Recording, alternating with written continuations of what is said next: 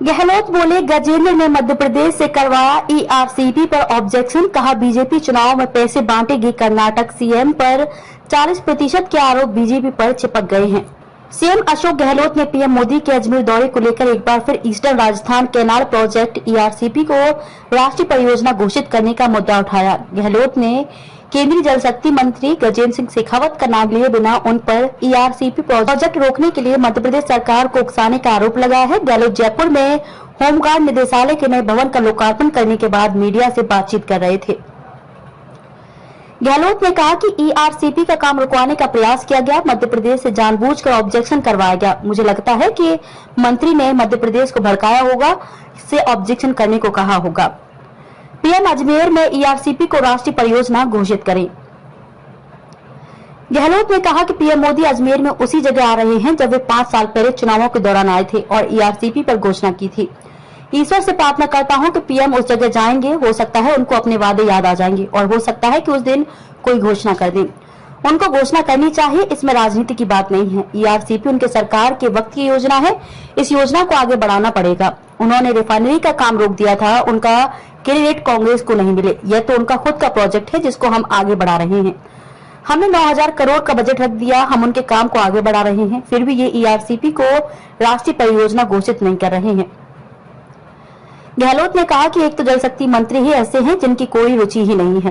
प्रधानमंत्री जी किसकी सलाह से चलते हैं? दौसा में उन्होंने ईआरसीपी पर जो बात कही उसका कोई तुक नहीं है। मैं चाहता हूं कि ईआरसीपी पर कोई दिक्कत है तो हम सबसे बुलाकर बात करें, मध्य प्रदेश से बात करें, राजस्थान से बात करें, कोई ना कोई हल निकालें। हमें तो मालूम है कि यहाँ पर 2005 में मीटिंग हुई थी, तब राजस्थान और मध्य प्रदेश के मुख्यमंत्री बैठे थे। उस बैठक में मध्य प्रदेश को बांध बनाने की मंजूरी दी गई थी।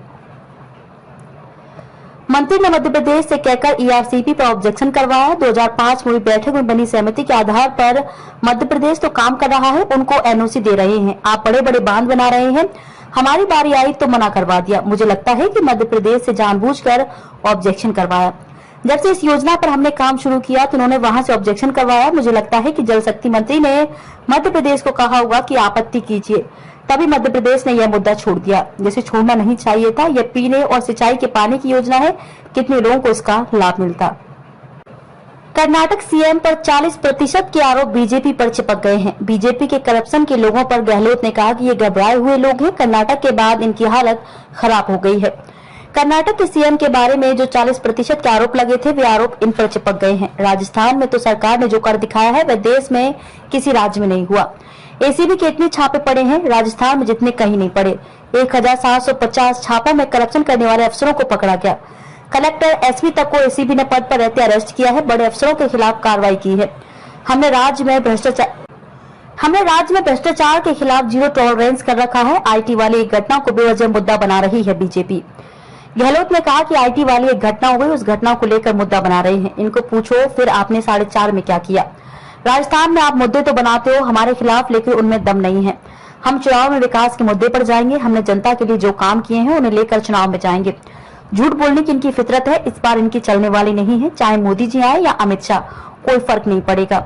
बीजेपी चुनाव में पैसे बांटेगी। बीजेपी चुनाव में जमकर पैसे खर्च करेगी, पैसे बांटे जाएंगे और ये बांटते रहते हैं और क्या नहीं करेंगे। जनता इस बार तय कर चुकी है कि 5 साल गवर्नेंस देने का प्रयास किया। हम जानते हैं कि जनता माई बाप होती है, कितने अच्छे काम करो उसके बाद भी फैसला जनता ही करती है। हमें गर्व है कि हम उस कांग्रेस के सिपाही हैं जिसने देश को लोकतंत्र दिया।